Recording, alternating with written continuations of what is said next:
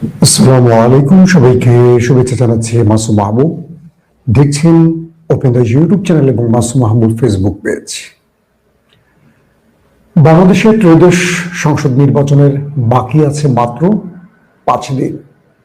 এর মধ্যে ঢাকার প্রাণকেন্দ্র হোটেল ইন্টারকন্টিনেন্টাল অর্থাৎ শাহবাগ মোড় আবারও উত্তপ্ত হয়েছে, আবারও রক্ত ঝরেছে, আবারও কাঁদানে গ্যাসের গন্ধে আহত হয়েছে শত মানুষ, আবারও হাসপাতাল ভর্তি হয়েছে শত শত বিপ্লবীদের রক্তে। হাসিনা তো বাংলাদেশে নেই, তাহলে এই রক্ত ঝরালো কারা? হাসিনার পুলিশ বা পেটোয়া বাহিনী তো নেই, তাহলে এই গুলি চালালো কারা? এর উত্তর যদি খুঁজতে চাই তবে নিজেকেই থুতু দিতে হবে, অর্থাৎ নিজের ছায়াকে নিজে গালি দিতে হবে। 2000-এর অধিক ছাত্র জনতা, 40,000-এর অধিক এদেশের সবচেয়ে সাহসী প্রাণগুলো যারা আহত হয়েছে, তাদের রক্তের বিনিময়, তাদের কান্নার বিনিময়, তাদের পরিবারের শোকের বিনিময় যে নতুন বাংলাদেশ পেয়েছি, সেই বাংলাদেশ আজ আবারও রক্তাক্ত হয়েছে। শরীফ ওসমান হাদির মৃত্যুর পর কেবল একটি দাবি ছিল ইনকিলাব মঞ্চের, সেটি হলো বিচার। আমরা দেখেছি ওসমান হাদির মৃত্যুর এতদিন পরও এই রাষ্ট্র কোনো ব্যবস্থা নেয়নি। এই রাষ্ট্রের গোয়েন্দা সংস্থার অন্যতম একজন বিদেশে থাকা বা আত্মগোপনে থাকা একজন ব্যক্তি বলে দিচ্ছে কি হচ্ছে, আর রাষ্ট্র সেই বক্তব্যটি দিচ্ছে। আমরা দেখছি আমাদের কচুক্ষেতি এজেন্ট মিস্টার জোকার নাইন বিদেশে বসে বলে দিচ্ছে খুনি ভারতে চলে গেছে, আর আমাদের আইন শৃঙ্খলা বাহিনী বলছে খুনি বিদেশে চলে গেছে। আসলে খুনিটাকে ওই ফয়সাল, নাকি রাষ্ট্রের খুব গুরুত্বপূর্ণ কেউ, যাদের এই রাষ্ট্র ছুঁতে পারে না, টাচ করতে পারে না আর কি? প্রশ্ন জনতার অনেক। একটা তরতাজা প্রাণ প্রকাশ্যে রাজপথে গুলি খেয়ে মৃত্যুর কোলে ঢলে পড়ল একজন বিপ্লবী যারা এই দেশটাকে তৈরিতে প্রাণ দিল, তার বিচার হচ্ছে না বিপ্লব পরবর্তী বাংলাদেশে। এই লজ্জা কার? আমার, আপনার না আমাদের সবার? আমি মনে করি আমাদের সবার। প্রিয় দর্শক, শরীফ ওসমান হাদির জন্য তার ইনকিলাব মঞ্চের তার বন্ধুরা আজ রাজপথে নেমেছিল শরীফ ওসমান হাদির স্ত্রী তার স্বামীর বিচার চাওয়ার জন্য। যে ওসমান হাদি বলে গিয়েছিল, আমি মৃত্যুকে ভয় করি না, যদি আমার মৃত্যু হয় তবে বিচারটা কইরেন।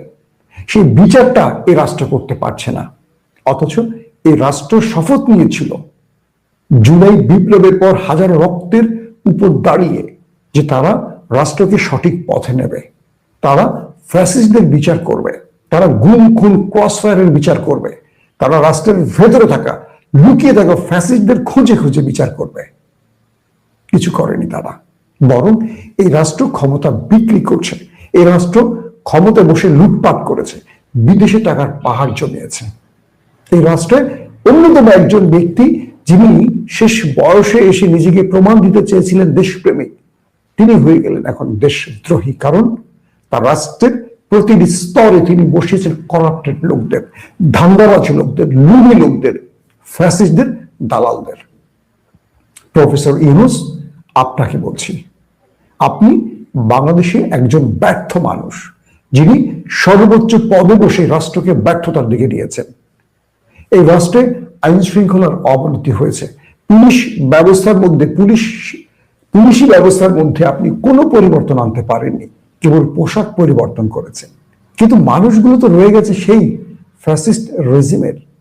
তাহলে এই পোশাক পরিবর্তন করে কাকে পোশাকের নাম করে এই অনেক অর্থ পকেটে ঢেলে দিলেন? প্রিয় দর্শক, ওসমান হাদির জন্য আজ শাহবাগ মোড়ে নতুন করে আন্দোলন শুরু হয়। এই আন্দোলনটি থেমে গিয়েছিল বাংলাদেশের সবচেয়ে জনপ্রিয় নেত্রী বেগম খালেদা জিয়ার মৃত্যুর পর। এরপর সেই আন্দোলনটি আবার নতুন করে দানা বাঁধে যখন রাষ্ট্র ওসমান হাদির বিচার বন্ধ করে দেয় বা নামকে অস্তে অথবা নাটকীয় কিছু বক্তব্যের মাধ্যমে ফাইল চাপা দেওয়া শুরু করে। যখন তারা মাঠে নামে তাদের উপর অকথ্য নির্যাতন করে আমাদের আইন শৃঙ্খলা বাহিনীর সদস্যরা।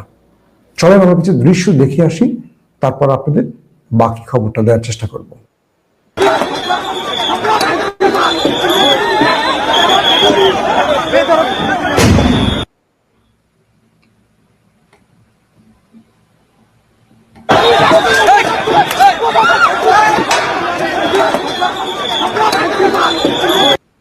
হাসিনার পুলিশ তো দেখেছেন আপনারা গত 15.5 বছরে।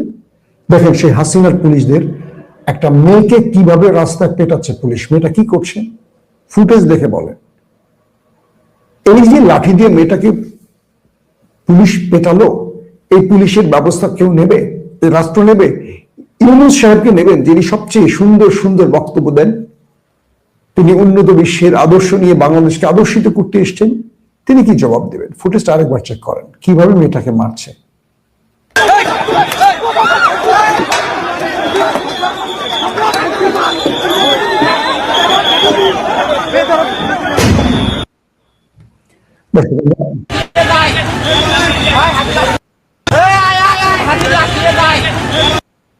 পুলিশ বিক্ষুব্ধ ছাত্রদের পেটাচ্ছে আর বলছে আয় আয় আয় হাদির লাশ নিয়ে যা। তাহলে হাদিকে মেরেছে কারা? হাদির লাশ ফেরত দিতে চাইছে পুলিশ। এই পুলিশের চেহারা আমি আপনাদের দেখাবো, একটু ওয়েট করেন। তার বিরুদ্ধে দ্রুত পুলিশ ব্যবস্থা নেবেন, অথবা পুলিশের বিরুদ্ধে ইনশাল্লাহ আমরা ব্যবস্থা নেব, কারণ এই রাষ্ট্র পুলিশকে আমরা ছেড়ে দেইনি, বরকা দেইনি। দেখেন এই ছেলেটি আপনারা স্ক্রিনে দেখতে পাচ্ছেন, এই ছেলেটি বলছে আয় আয় আয় হাদির লাশ নিয়ে যা। আপনারা অডিওটা আরেকবার শুনলে বুঝবেন, আমি আপনাদের শোনাবার চেষ্টা করছি।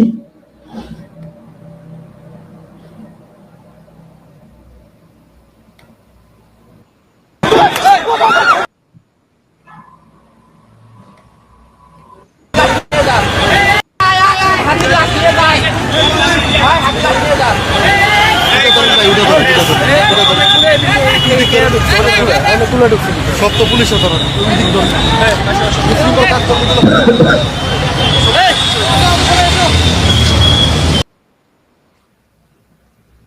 দর্শক, এই ঘৃণ্য কাজের কি জবাব দেবে আমাদের পুলিশ বাহিনী, যারা 15.5 বছরে লুকিয়েছিলেন, আত্মগোপনে ছিলেন, মুক্তি চেয়েছিলেন আমাদের কাছে যে এই রাষ্ট্র মুক্ত হলে তারা স্বাধীনভাবে চেয়ারে বসবেন। তাদেরকে সেই চেয়ার উপহার দেয়া হলো, আর সেই চেয়ারে বসে তারা নিজেরাই ফ্যাসিস্ট হয়ে গেলেন। ইউনূস যেন আবার হাসিনা হয়ে গেল, কসাই হয়ে গেল। আমাদের জাবের ইনকিলাব মঞ্চের হাদির পরবর্তী যে ছেলেটা দায়িত্ব নিয়েছে, জাবেরকে প্রকাশ্যে গুলি করা হলো। ঝুমাকে, আমাদের আরো অনেক বোনকে বুক দিয়ে পুলিশ পালিয়েছে, বোতল পেটানো হয়েছে তাদেরকে। অপরাধ কি বলেন তো? তারা কি বলেছে? আমি আমার দেখছি আমার অনেক বিএনপির বন্ধুরা বলছে এরা নাকি মব করতে নেমেছে, পুলিশ মেরে ভালো করেছে। ভাই, এই বক্তব্যগুলো দিয়ে বিএনপির আরো পুংটি মেরে দিচ্ছেন আপনারা। 12 তারিখে ফলটা পাবেন। এই গর্ধব মাথা পচা লোকগুলো বিএনপির একদম পুংটি মেরে ছেড়ে দিয়েছে। মানুষের সিম্পেথি, মানুষের ভালোবাসা যে দিকে, আপনাদের বিপরীতে দাঁড়ান কেন? লন্ডন থেকে আমার খুব ঘনিষ্ঠ বন্ধু ওয়াহিদুজ্জামান, একসাথে আমরা বিএনপির অ্যাক্টিভিজম করছি। তিনি কটাক্ষ করছেন তার ফেসবুকে, আমি দেখলাম। আমি তাকে আজকে ইচ্ছা করে আনফ্রেন্ড করে ব্লক মেরে দিয়েছি। এসব মাথা পচা লোকদের দিয়ে আসলে দেশ চলবে না। ওয়াহিদ ভাই, শ্রদ্ধা রেখে বলছি, মানুষের পালস শোনেন। আপনি দলের কর্মী, আমি দলের কর্মী না, আমি সাংবাদিক। আমাকে সত্যটা বলতে হয়। আপনি সত্যটা লুকিয়ে রাখতে চান। হাদির মৃত্যুর পর পুরো বাংলাদেশের দৃশ্য দেখেছিলেন, জানাজার দৃশ্য দেখেছেন, কিভাবে পুরো দেশ উত্তাল হয়েছে দেখেছেন। তাদের বিপরীত দাঁড়াবেন না। এই দলটা বেগম জিয়ার দল, অনেক ত্যাগ আছে দলটার। 15-16 বছর বেগম জিয়া কি লড়াইটা করেছে হাসিনার বিরুদ্ধে, এই পুলিশি ব্যবস্থার বিরুদ্ধে। আজকে সেই পুলিশি ব্যবস্থার পক্ষে দাঁড়াচ্ছেন আপনারা। এতটুকু লজ্জা করে না?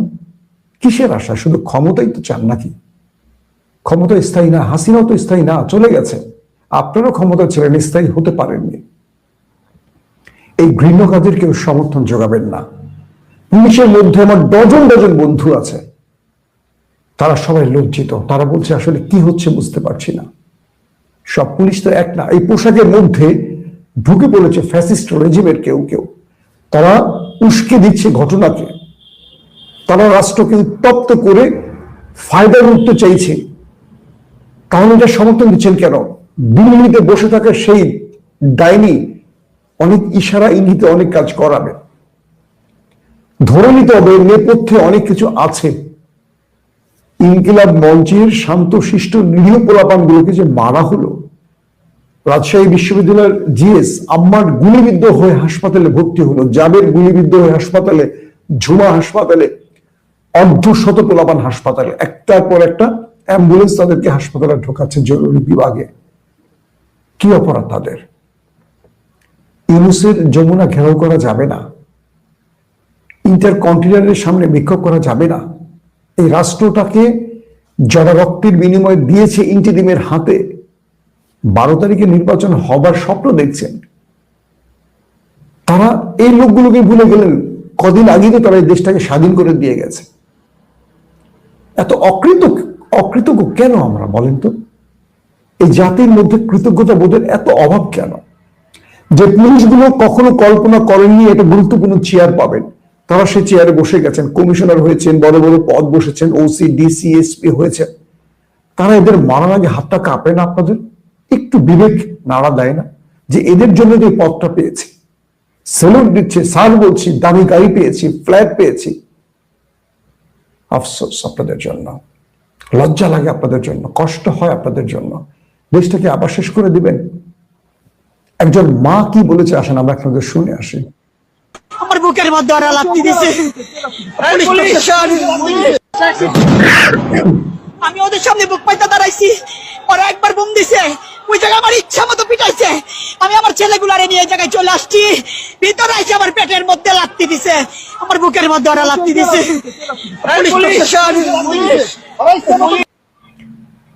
এই মা, এই বয়স্ক মাকে পুলিশ লাথি দিয়েছে, পিটিয়েছে, বুকের মধ্যে লাথি দিয়েছে। এই পুলিশ কি আমাদের দেশের, আমাদের কোনো মায়ের পেটে হয়েছে? কি বলবো বলেন, কি বলবো বলেন আপনারা?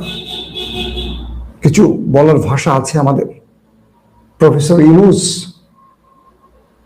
আপনার বিরুদ্ধে কথা বললে ফেসবুক, ইউটিউব বন্ধ করে দেন। হাসিনা বন্ধ করেন, আপনি বন্ধ করেন। আপনি তো এর চেয়ে বড় স্বৈরাচার হয়ে যাচ্ছেন, আমি দেখতে পাচ্ছি। এই রাষ্ট্রটাকে আপনি কোথায় নিতে চান? নির্বাচন বানচাল করতে চায় কেউ কেউ মনে হচ্ছে। এই আন্দোলনকে আপনি আজকে পুলিশের গুলির বিনিময় নতুন একটা রূপে দিতে চাচ্ছেন, অথবা আপনার ভেতরে কেউ করছে, আপনি হয়তো বুঝতে পারছেন না।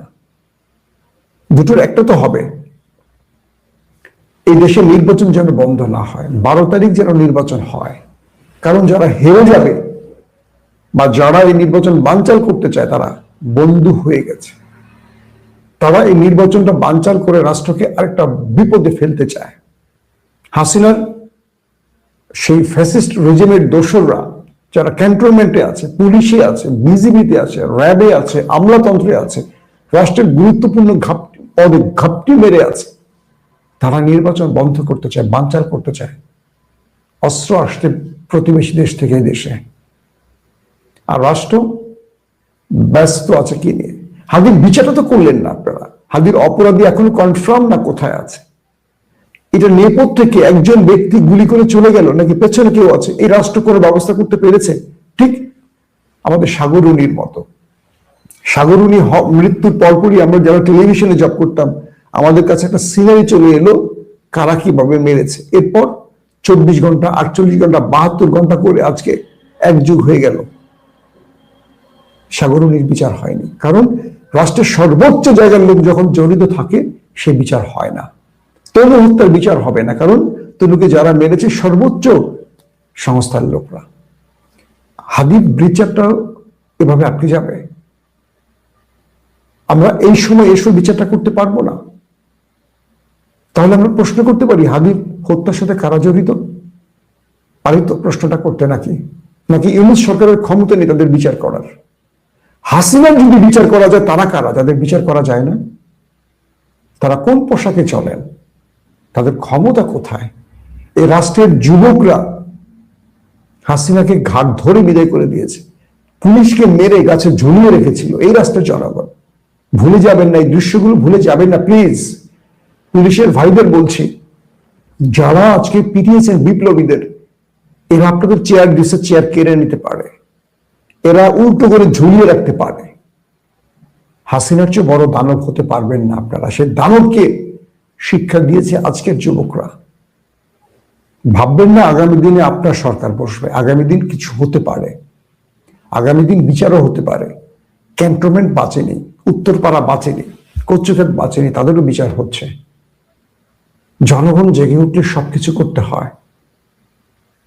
যারা সেনাবাহিনীকে কলঙ্কিত করেছে, সেনাবাহিনী তাদের বিচার চায়, কারণ আমাদের সেনাবাহিনীর মধ্যে সর্বাধিক দেশপ্রেমিক সদস্য রয়েছেন। তারা সেই সব রাষ্ট্রীয় সন্ত্রাসীদের বিরুদ্ধে দাঁড়িয়েছেন। পুলিশের বিরুদ্ধে যারা হাসিনা রেজিমের ছিলেন, তাদের বিরুদ্ধে আমাদের দেশপ্রেমিক ইমানদার অফিসার রয়েছেন। তাদেরকে খুব প্রয়োজন এখন আমাদের। আমলাতন্ত্রের মধ্যে আমাদের সেই ফ্যাসিস্ট রেজিম কিংবা দলবাজদের বিপরীত দেশপ্রেমিকরা রয়েছেন। তাদের এখন হাল ধরতে হবে রাষ্ট্রের। 12 তারিখ আপনি কাকে ভোট দিবেন চিন্তা করেন। আবারও বলছি, এই রাষ্ট্র ফ্যাসিজমের দিকে যাবে, এই রাষ্ট্র খুনিদের হাতে যাবে, এই রাষ্ট্র টাউট বাটপাট লুটেরাদের হাতে যাবে, নাকি সত্যবাদীদের হাতে যাবে? আপনি নির্ধারণ করেন। 5 বছর পর আর 5 বছর আগে দুটো বিষয় নির্ধারণ করেন। আজকে 1000 টাকা 1500 টাকা পকেটে ঢুকিয়ে দিয়ে 5 বছর আপনার কাছ থেকে লক্ষ লক্ষ টাকা লুট করবে, চাঁদাবাজি করবে, গলায় পাড়া দিয়ে আদায় করবে, তাদের ভোট দিবেন? নাকি সত্যের পক্ষে দাঁড়াবেন, রাষ্ট্র যাদের হাতে নিরাপদ তাদের পক্ষে দাঁড়াবেন, ইনসাফের পক্ষে দাঁড়াবেন, ন্যায় বিচারের পক্ষে দাঁড়াবেন? সিদ্ধান্ত নেন। আর তাদেরকে ভোট দিয়েন না যারা এই রাষ্ট্রকে ক্রমান্বয়ে ধ্বংসের দিকে নেবে, যারা এই রাষ্ট্রটাকে লুটে শেষ করে দেবে, নিজের জন্য, সন্তানদের জন্য, স্ত্রীর জন্য, পরিবারের জন্য রাষ্ট্রকে লুট করে 28,000 লক্ষ কোটি টাকা দেশ থেকে সরিয়েছিল ফ্যাসিস্ট রেজিমের সেই দানবরা। নতুন করে এই রাষ্ট্রকে লুটতে দিন না আর কাউকে। এবার ভোট যেন আপনাদের নিজের দেশের জন্য হয়, জনতার জন্য হয়। এবার ভোটে কেউ ভুল করবেন না প্লিজ। আপনি যেই দলের করেন না কেন, যেই দলের হন, আওয়ামী লীগ, বিএনপি, জামাত, এনসিপি, চরমনাই, খেলাফত, যেই দলেরই হন, একটু বিবেকটা কাজে লাগান তো। কোন লোকদের হাতে রাষ্ট্র নিরাপদ হবে বলেন, নিজেরাই বলেন, প্রয়োজনে কমেন্ট করেন, আমি দেখতে চাই কাদের হাতে রাষ্ট্র নিরাপদ।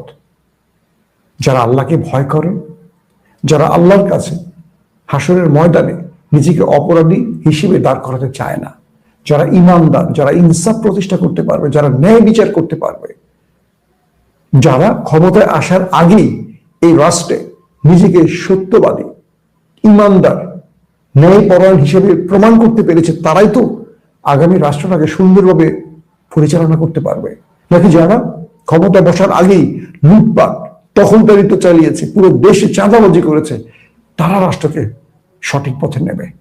বলেন আপনারা, উত্তর খুঁজতে থাকেন। আবারও বলছি, এই রাষ্ট্রকে ধ্বংস হতে দিয়েন না। ওসমান হাদির মতো অজস্র মানুষ প্রাণ হারিয়েছে, যাদের বিচার হয়নি এখনো। এই বিচারগুলো বাস্তবায়ন করতে হবে। অবশ্যই গণভোটের পক্ষে হ্যাঁ ভোটটি দেবেন আপনারা।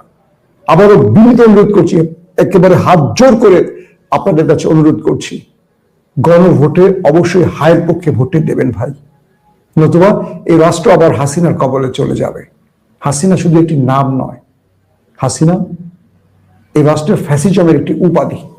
যে কেউ এই উপাধি গ্রহণ করতে পারে, সেই সুযোগটি আপনারা আর দিয়েন না। রাষ্ট্রটাকে রক্ষায় চলেন আমরা আবার ঐক্যবদ্ধ হই। আমরা সকল দুর্নীতির বিরুদ্ধে না বলি, অপশাসনের বিরুদ্ধে না বলি, আমরা সন্ত্রাসীদের না বলি, চাঁদাবাজদের না বলি, একটা ইনসাফের বাংলাদেশের পক্ষে হা বলি। শরীফ ওসমান হাদির বিচার চাই, এবং যেই পুলিশরা আমার ভাইদের পিটিয়েছে, গুলি করেছে, আমার মা বোনদের আঘাত করেছে, নির্যাতন করেছে, তাদের বিচার চাই। যদি ইন্টিগ্রিটি তাদের বিচার না করে,